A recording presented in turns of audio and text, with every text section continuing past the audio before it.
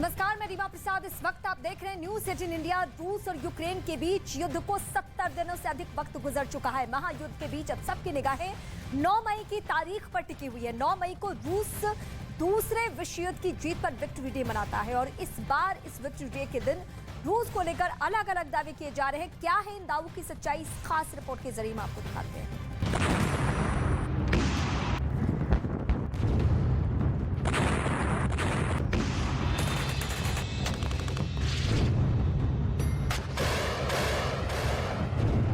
Ukraine के खिलाफ रूस के हमले को 70 दिन से ज्यादा हो चुके हैं। रूस ने इस दौरान न सिर्फ कई इलाकों पर हमला बोला, बल्कि कई इलाकों को पूरी तरह से तबाह भी कर दिया।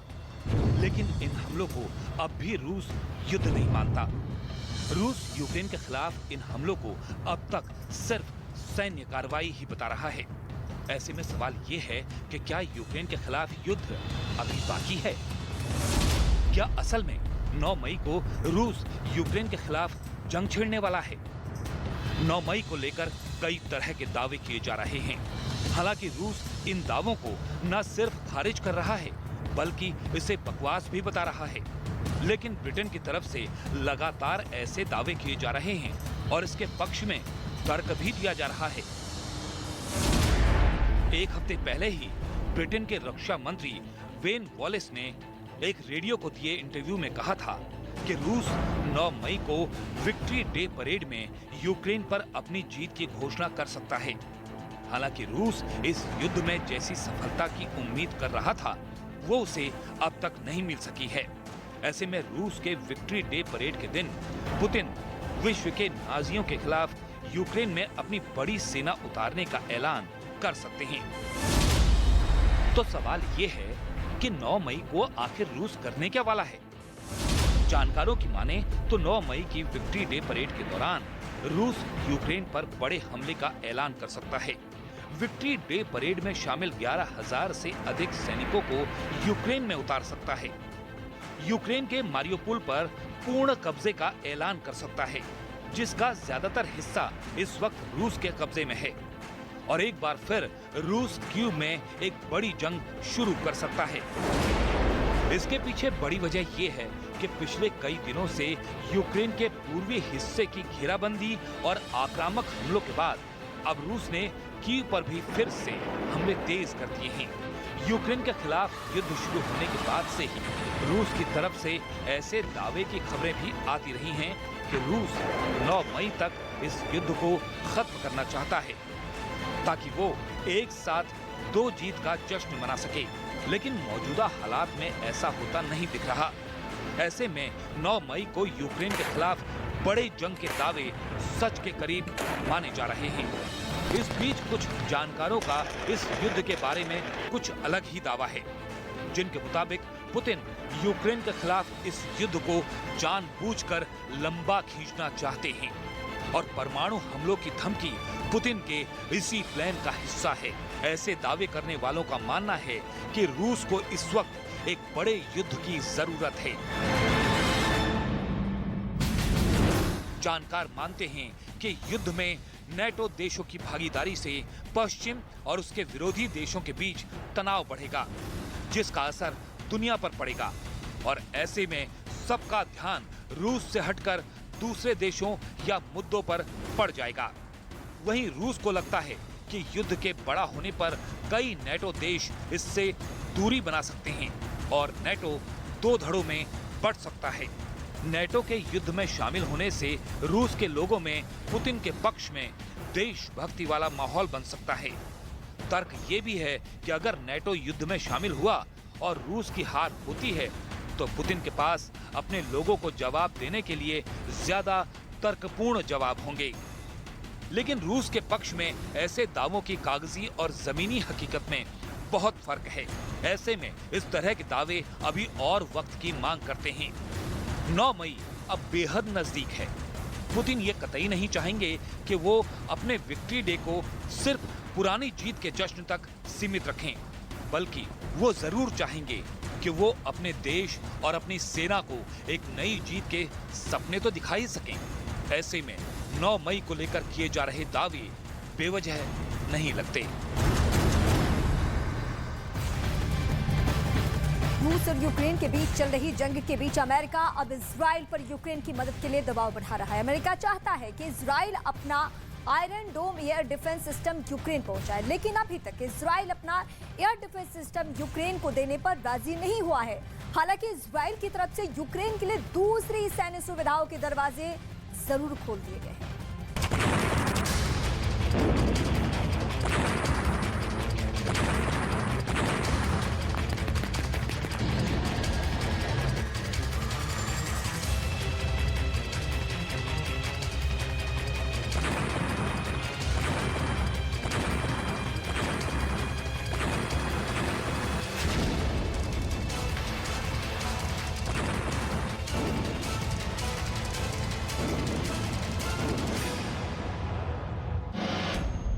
मई से पहले अमेरिका की बड़ी चाल, रूस के खिलाफ इजराइल की शक्ति का इस्तेमाल।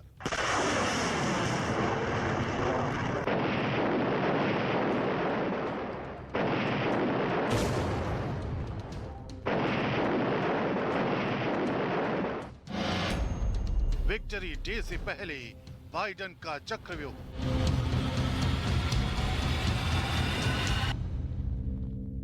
अमेरिका किसी भी कीमत पर इस जंग में रूस को घुटनों के बल लाना चाहता है। अमेरिका किसी भी कीमत पर यूक्रेन की विजय देखना चाहता है और इसके लिए अमेरिका न सिर्फ खुद यूक्रेन की मदद कर रहा है, बल्कि पश्चिमी देशों और यूरोप पर भी लगातार यूक्रेन की मदद के लिए दबाव बना रहा है। रूस के साथ सीधी जंग न छिड़े, इसलिए अमेरिका परोक्ष रूप से वो सब कुछ कर रहा है, जिसके बूते रूस के लिए जंग लगातार मुश्किल भरी होती जा रही है। इसी कड़ी में खबर अब ये आ रही है कि अमेरिका ने इजराइल पर यूक्रेन को वो एयर डिफेंस सिस्टम देने का दबाव बनाया है, जिसे दुनिया का बेहद ताकतवर एयर डिफेंस सिस्टम माना जाता है।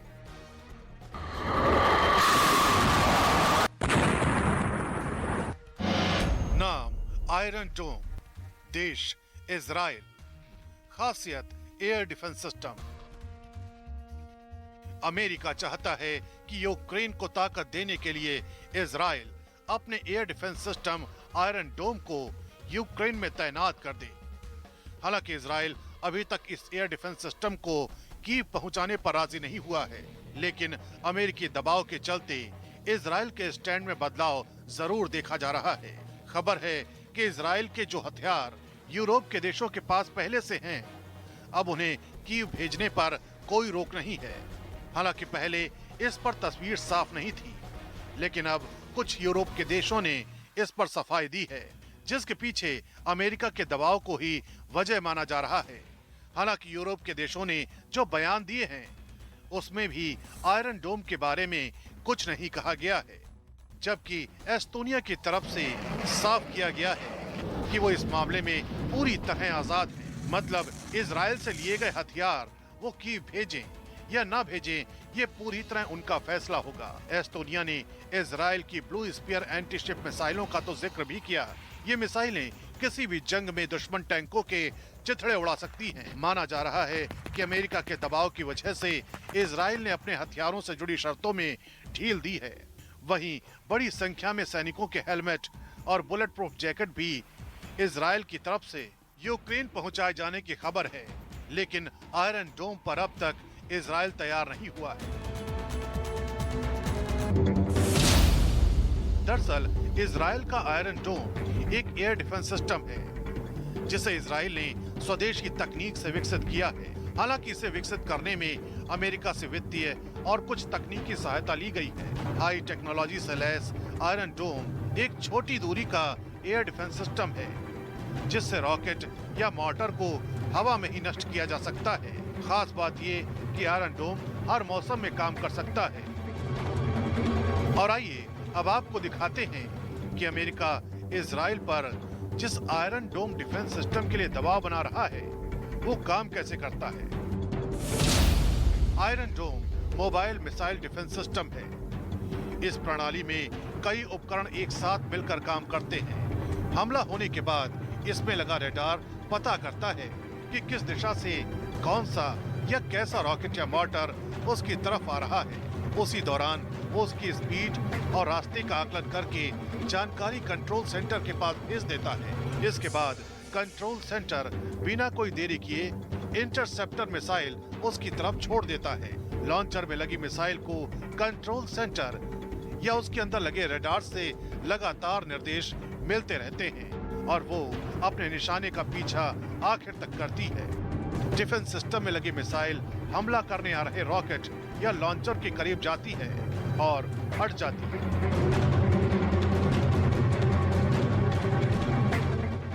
लेकिन आयरन डोम का काम यही खत्म नहीं होता। इसके बाद वो रेंज और निशाने पर लिए गए इलाके की दिशा की जांच करता है और वार्निंग सायरन बजाता है। सायरन बजाने के साथ ही स्थानीय लोगों के पास सुरक्षित स्थानों पर जाने के लिए 30 से 90 सेकंड का वक्त होता है। दरअसल इजराइल के इस एयर डिफेंस सिस्टम का मुख्य लक्ष्य मिसाइल को आबादी वाली जगहों से दूर ले जाना होता है ताकि जमीनी स्तर पर कम से कम नुकसान हो। यही वजह है कि अमेरिका चाहता है कि यूक्रेन को भी आयरन डोम सिस्टम हासिल हो ताकि वो रूस पर पूरी ताकत के साथ पलटवार कर सके। 50 घंटे बाकी हैं और 50 घंटे बाद पुतिन कुछ ऐसा ऐलान कर सकते हैं जिसके बाद यूक्रेन में चल रही जंग 5 गुना ज्यादा तेज हो सकती है या फिर एक नए युद्ध की शुरुआत आप कह सकते हैं। दावा यह किया जा रहा है कि पुतिन ऐसा फैसला कर सकते हैं जो यूक्रेन युद्ध का टर्निंग पॉइंट साबित होगा। ऐसा फैसला जो ज़ेलेंस्की की मुसीबत कई गुना एक साथ बढ़ा सकता है। सबसे पहले देखिए कि 50 घंटों बाद क्या ज़ेलेंस्की सरेंडर करेंगे या वो पुतिन से समझौता कर लेंगे। क्या होगा 50 घंटे बाद, रिपोर्ट के जरिए देखिए।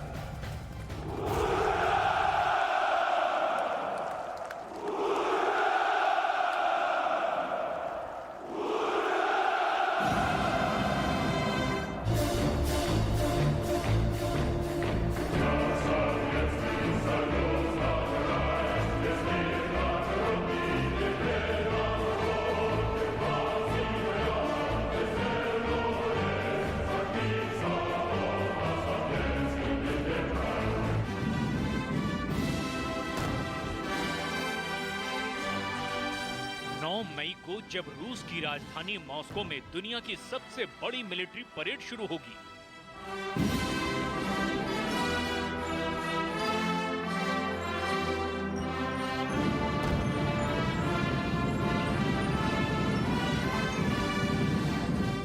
जब रशियन फौज की धमक यूक्रेन के साथ दुनिया के कोने कोने तक पहुंचेगी,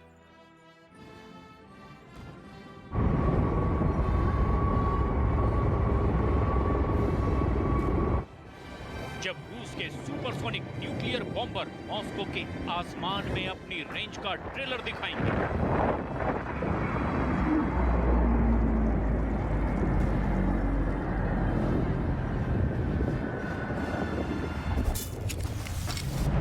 जब रूस का परमाणु बम रेड स्क्वायर पर परेड में शामिल होकर ब्रिटेन और अमेरिका को डराएगा,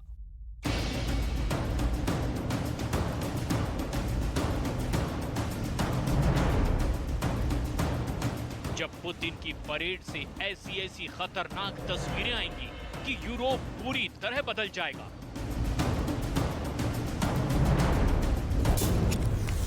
या उसे बदलने की तैयारी शुरू हो जाएगी क्योंकि पुतिन का भाषण नए वर्ल्ड ऑर्डर की बुनियाद रख देगा।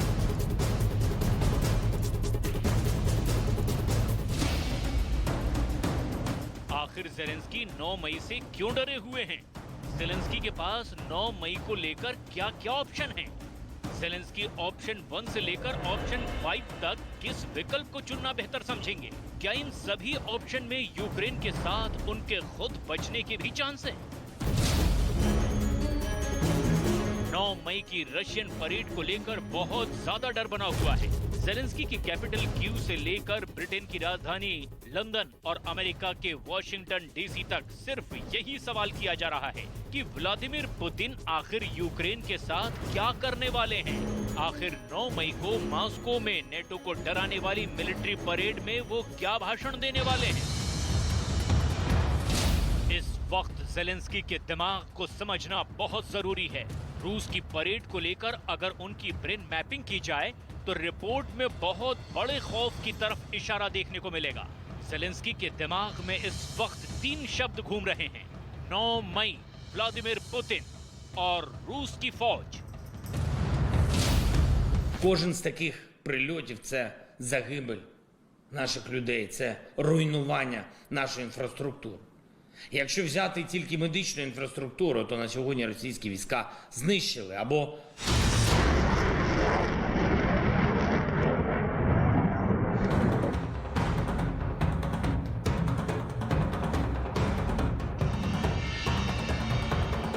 जाहिर है व्लादिमीर जेलेंस्की बहुत ज्यादा डरे हुए हैं। जेलेंस्की इस वक्त क्यू में ही हैं, लेकिन रूस ने अब भी जेलेंस्की को टारगेट बनाकर कोई बड़ा हमला नहीं किया। जबकि पुतिन चाहते तो उनके एक ऑर्डर पर रशियन एयरफोर्स के फाइटर जेट इस शहर और जेलेंस्की की संभावित लोकेशन पर बड़े बड़े हमले कर चुके होते।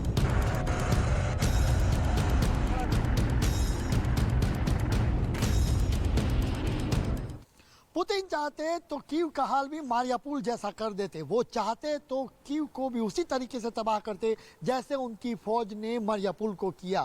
वो चाहते तो उनके लिए आसान था और उनकी फौज के लिए बाएं हाथ का खेल था, लेकिन पुतिन ने ऐसा फैसला नहीं लिया। लेकिन 9 मई की सुबह पुतिन कोई बड़ा फैसला ले सकते हैं, ऐसा फैसला जो जेलेंस्की की मुसीबत कई गुना बढ़ा देगा। पुतिन इस वक्त यूक्रेन में अमेरिका के दखल से बहुत गुस्सा हैं। वो अमेरिका और ब्रिटेन के दखल को बर्दाश्त नहीं कर पा रहे हैं। आप उनके विदेश मंत्री की बात सुनेंगे तो पता चलेगा कि पुतिन 9 मई को क्या बताने वाले हैं।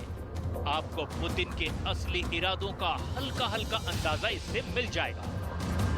На карте действительно будущее мира, на карте то, каким этот мир будет, однополярным, под полным командованием Соединенных Штатов, как этого хочет Вашингтон, и как с этим уже смирились все остальные западные страны. एक नजर देखिए कि पुतिन क्या ऐलान कर सकते हैं और फिर दिखाएंगे कि पुतिन और उनकी 9 मई वाली मिलिट्री परेड को लेकर जेलेंस्की के माइंड में क्या चल रहा है। पहले देखिए पुतिन 9 मई को अपना कौन सा रूप दिखा सकते हैं। क्या पुतिन यूक्रेन के 2 और टुकड़े कर देंगे? क्या पुतिन क्राइमिया की तरह डॉनबास रीजन को अब रूस में मिलाने का इरादा सबको बताएंगे? क्या पुतिन यूक्रेन के साथ किसी और जंग का ऐलान करेंगे? окупанти збирають ще додаткові сили для нових атак проти наших військових на сході держави. Нагнали підкріплення на Харківщину. Пробують посилити тиск на Донбасі. जेलेंस्की का दिमाग इस वक्त बहुत ज्यादा कंफ्यूजन वाले हालात से गुजर रहा है। 24 फरवरी के बाद से जेलेंस्की का दिमाग 5 गुना तेजी से काम कर रहा है। जेलेंस्की की ब्रेन मैपिंग में एक ऐसे लीडर की मनस्थिति पता चलती है जो रूस जैसे सुपर पावर और पुतिन के गुस्से के आगे इस जंग में घिरा हुआ है, लेकिन अब तक टिका भी हुआ है। जेलेंस्की एक वर्ल्ड लीडर बन चुके हैं और पश्चिमी देशों में उनकी तारीफ हो रही है, लेकिन जमीन पर हालात फिर भी यूक्रेन के हिसाब से बहुत कमजोर है। यहाँ यूक्रेन में एक कोना नहीं बचा है जहाँ युद्ध का निशान ना मिले, जहाँ पर तबाही ना हुई हो। लेकिन यूक्रेन के साथ रूस ने भी इस जंग में बहुत कुछ खोया है और ये बात जेलेंस्की बार बार पुतिन को याद दिला रहे हैं। जाहिर है पुतिन को ये बातें बर्दाश्त नहीं होंगी कि 9 मई से पहले जेलेंस्की के तेवर ढीले होने के बजाय सख्त होते जा रहे हैं। जेलेंस्की के सामने अब विकल्प क्या है, आप जरा इसे डिटेल में समझिए। 9 मई को लेकर व्लादिमीर जेलेंस्की का विकल्प नंबर 1 देखिए, जो यूक्रेन का सबसे बड़ा डर है। जेलेंस्की को लगता है कि पुतिन 9 मई को यूक्रेन के 2 और टुकड़ों का औपचारिक ऐलान कर देंगे और फिर डॉनबास में लुहांस्क और डोनेस्क को रूस में शामिल करने की औपचारिक शुरुआत हो जाएगी, जैसा कि रूस ने 2014 में क्राइमिया में किया था। ऐसे में क्या जेलेंस्की डॉनबास को बचाने के लिए एड़ी चोटी का जोर लगाएंगे या उसे खामोशी से रूस के हवाले कर देंगे? अब देखिए कि 9 मई को लेकर पुतिन के ऐलान के बाद जेलेंस्की का विकल्प नंबर 2 क्या है। पुतिन जेलेंस्की को फिर से सरेंडर के लिए बोल सकते हैं। ऐसे में रूस के दमखम के आगे क्या जेलेंस्की सरेंडर कर देंगे और यूक्रेन में सत्ता परिवर्तन का रास्ता साफ हो जाएगा। और इस वक्त सीधे हम रवि का रुख करते। रवि, इस वक्त हमें बताएंगे कि रूस और यूक्रेन दोनों की सेना के जो दावे हैं सच्चाई क्या है। तो रूस की बमबारी में भले ही यूक्रेन के शहर खंडर हो रहे हैं, लेकिन रूसी सेना को भी भारी नुकसान उठाना पड़ रहा है। यूक्रेन ने दावा किया है कि 2 महीने से ज्यादा चल रही ये जंग, इसमें हमने बहुत नुकसान पहुंचाया रूस को। रूस के 24,900 सैनिकों की मौत हुई है, तो वहीं रूस की 2,686 बख्तरबंद गाड़ियां तबाह हो गई हैं। इतना ही नहीं, इस जंग में रूस के 1100 से ज्यादा टैंक तबाह किए गए। यूक्रेन ने यह भी दावा किया कि उसने इस महायुद्ध में रूस की 491 तोपें तबाह कर दी हैं, जबकि 199 विमानों और 155 हेलीकॉप्टरों को मार गिराया है। यूक्रेन ने रूस के 502 आर्टिलरी सिस्टम तबाह करने का बड़ा दावा यहां पर किया है। आधी रात को गुरुग्राम में जज के आवास पर हुई बीजेपी नेता तजिंदर पाल बग्गा की पेशी। जज ने बग्गा को घर भेजा। घर जाने की मिली इजाजत के बाद बग्गा का पंजाब पुलिस पर बड़ा आरोप। मेरे पिताजी का फोन छीना, मेरे से हाथापाई की, पिताजी के साथ हाथापाई की।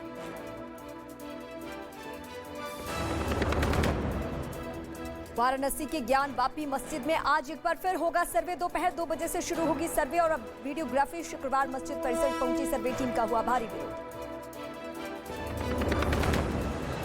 जोधपुर में सांप्रदायिक तनाव के बीच 8 मई तक बढ़ाया गया कर्फ्यू। आज सुबह 8 से 12 बजे तक 4 घंटे की दी जाएगी छूट। अगले आदेश तक शहर में इंटरनेट सेवा बंद करने का